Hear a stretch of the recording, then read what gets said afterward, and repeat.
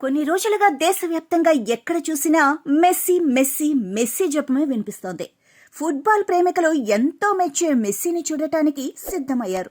సరే, ఈ ఆట గురించి తెలియని వాళ్ళు సైతం అతడి రాక కోసం ఎంతో ఆసక్తిగా ఎదురుచూశారు. కానీ దేశంలో ఫుట్బాల్ను అమితంగా ప్రేమించే నగరమైన కోల్కతాలో ఈ సాకర్ మాంత్రికుడి ఈవెంట్ అస్తవ్యస్తంగా మారినా, తీవ్ర గందరగోళం నెలకొన్నా మెస్సీకిది విఫల పర్యటన కాబోతోందా?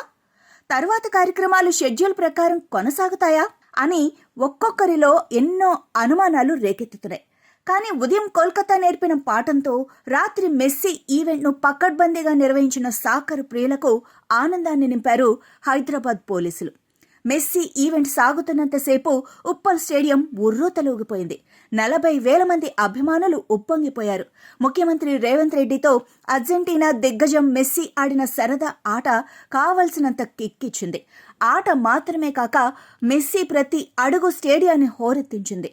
కోల్కతా అనుభవంతో మెస్సీని ఎక్కువ మంది చుట్టుముట్టకుండా స్వేచ్ఛగా వదిలేయటంతో అభిమానులు అతన్ని తనివి తీరా చూసుకున్నారు.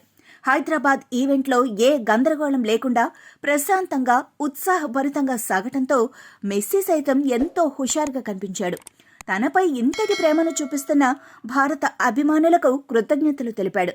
లోక్సభ ప్రతిపక్ష నేత రాహుల్ గాంధీ కూడా ఈ కార్యక్రమంలో పాల్గొన్నారు. అర్జెంటీనాకు చెందిన Rodrigo de Paul, Uruguay star ఆటగాడు లూయిస్ సువరెజ్ సైతం స్టేడియంలో సందడి చేశారు.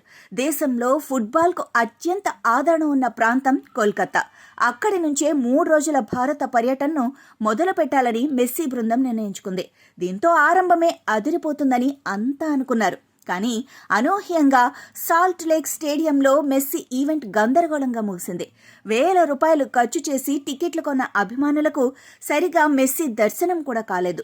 అక్కడ అధికారులు, రాజకీయ నాయకులు, వారి కుటుంబ సభ్యులు పెద్ద ఎత్తున మెస్సీని చుట్టుముట్టడంతో ఆ కార్యక్రమంలో ఏదీ ప్రణాళిక ప్రకారం జరగలేదు. హైదరాబాద్లో కూడా అలాంటి పరిస్థితి తలెత్తుతుందా అన్న సందేహం కలిగింది. కానీ రాత్రి ఈవెంట్ మాత్రం ఫార్మేట్ మెస్సీ షూట్అవుట్నే అని చెప్పాలి. ఎంతో ఆహ్లాదభరితంగా, స్ఫూర్తిదాయకంగా సాగింది. ఎంతో ఖర్చు పెట్టి ఈ ఈవెంట్కి వచ్చిన అభిమానులకు పూర్తి సంతృప్తినిచ్చేలా మెస్సీ మైదానంలో గంట పాటు సందడి చేశాడు. ఈవెంట్లో కొన్ని ముఖ్య కార్యక్రమాలు నిర్వహించారు. ఎగ్జిబిషన్ మ్యాచ్, పెనాల్టీ షూటౌట్లో సందడి చేయడంతో పాటు మెస్సీ, రోడ్రిగో, సువరెజ్ చిన్నారులకు ఫుట్బాల్ చిట్కాలను నేర్పించారు. స్టేడియంలో 3 చోట్ల ఏర్పాటు చేసిన క్లినిక్లలో పిల్లలతో కలిసి డ్రిబ్లింగ్, పాస్లు ఆడారు. చిన్నారులకు ఫుట్బాల్ ఎలా ఆడాలో ప్రత్యక్షంగా శిక్షణ ఇచ్చారు. ఫుట్బాల్ను నియంత్రించటం, పాస్ ఇవ్వటం వంటి ప్రాథమిక నైపుణ్యాలను పిల్లలకు చూపించారు. ఓవైపు సీఎం రేవంత్ రెడ్డి, మరోవైపు మెస్సీ, ఆ ఇద్దరి మధ్యలో పిల్లలు బంతిని ఒక్కొక్కరు మరోవైపు కిక్ కొడుతూ స్టేడియంలోని అభిమానుల్లో ఉత్సాహాన్ని నింపారు.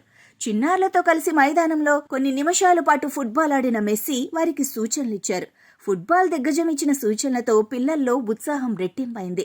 సుమారు 20 నిమిషాల పాటు రేవంత్, మెస్సీ, రోడ్రిగో, సువరెజ్లు పిల్లలతో సరదాగా గడిపారు. పిల్లలతో ఫోటోలు దిగి స్టేడియం అంతా తిరుగుతూ అభివాదం చేశారు. స్టాండ్స్లోకి ఫుట్బాల్ను తరలిస్తూ అభిమానుల్లో జోష్ నింపారు.